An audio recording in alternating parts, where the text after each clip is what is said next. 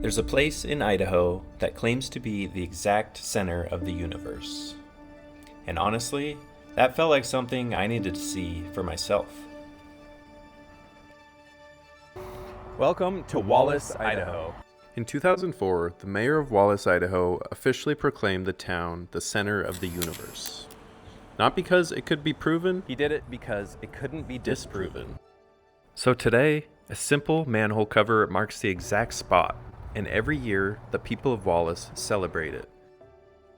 Wallace is a small town with a lot of history, mining, railroads, and was once known as the silver capital of the world. The center of the universe thing is fun and all, but this town's history is much deeper and darker than you could imagine. In 1890, Wallace faced its first major disaster. A fire tore through the town, burning most of it to the ground. When they rebuilt in brick, not for beauty, but for survival. And then came the fire of 1910.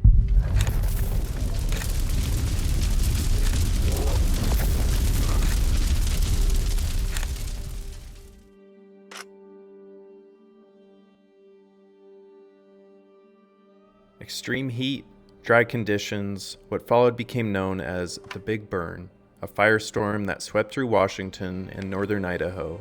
It destroyed at least a third of Wallace and took more than 80 lives across the inland Northwest. There's a 9-mile cemetery for people who lost their lives during the 1910 fire, including 12 firefighters. As you can see right here, the brown parts on this map are the burned areas, and the numbered parts are where people actually lost their lives during the fire.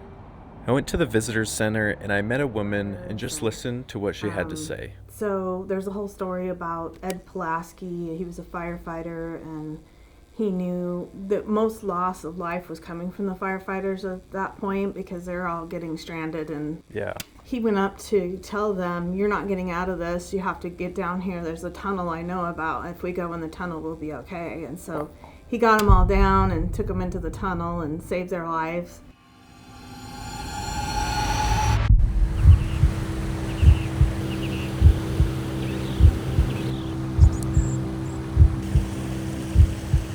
This might look peaceful now, but once this forest sounded like a freight train made of fire.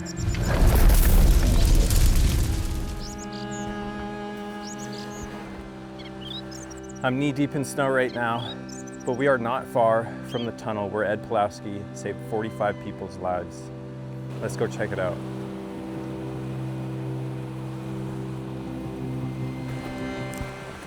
Words from Ed Pulaski himself. I finally collected 45 men. My voice was almost gone from trying to yell above the noise of the fire and the wind, but finally succeeded in making them understand that if they would just seize the blankets from the camp stocks and do just as I told them, there was a chance of saving all of our lives. Otherwise, they would be burned to death.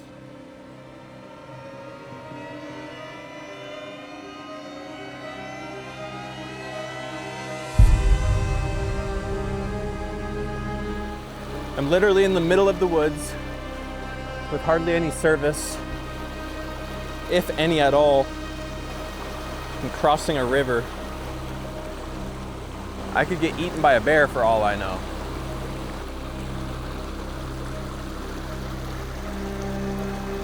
Holy crap.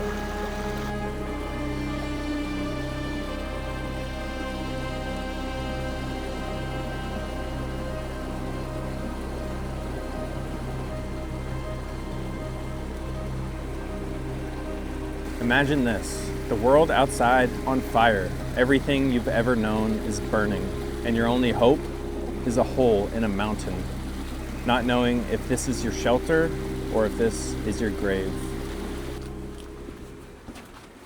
It makes me think we all end up in tunnels at some point in our lives, moments where life just feels like it's burning down around us. Last year, I went through a tunnel. It was dark and long, and it took me a very long time to find the light at the end of the tunnel. You don't know if this place you're in is saving you or if you're just temporarily stuck. But the people who walked out of this tunnel weren't sure either. They just held on long enough for the fire to pass. And maybe that's what surviving really is, staying in the dark without giving up until you see the light again. But for the guys who walked out of this tunnel alive, When they came out, a third of the town had been burned, but disaster after disaster, huh? And the tragedies didn't stop there. Just as Wallace recovered from the big burn, heavy rains caused rivers to swell, towns flooded, and a train was even ripped from its tracks.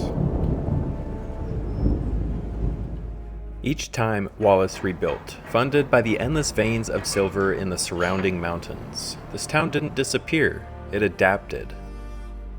What's behind me is an old representation of a mine, which is basically what made Wallace Wallace in the first place. Wallace was once known as the silver capital of the world. Silver is used in all sorts of things, from electronics like smartphones, solar panels, superconductors, even inks. I wouldn't even be able to use my camera without silver. When I came here, I had a plan about what to talk about, and then I talked to the nice lady at the visitor center, and she just unloaded so many interesting, amazing stories. I think I could stay here for a week and not even come close to capturing how much history and incredible stories are built here. Dante's Peak was even filmed here in Wallace, Idaho.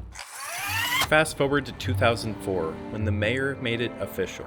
Just like that, it became the center of the universe.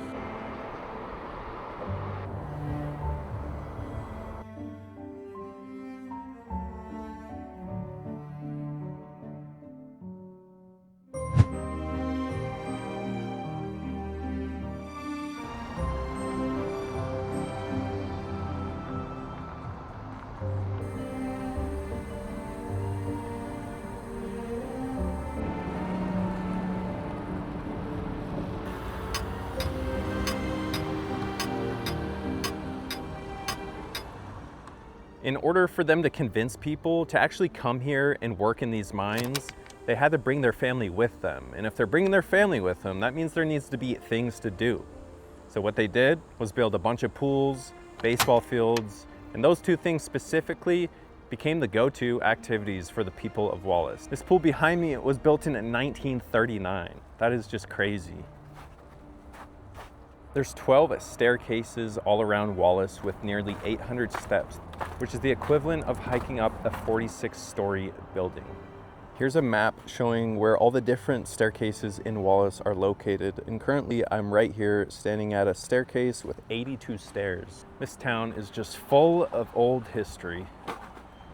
I'm standing in front of the Oasis Bordello Museum, and unfortunately this time of year they're closed, so I can't go in. But we might have to come back later in the year, not only ride some bike trails, but also check out the museums. There's like 3 or 4 museums in this small little tiny town of Wallace.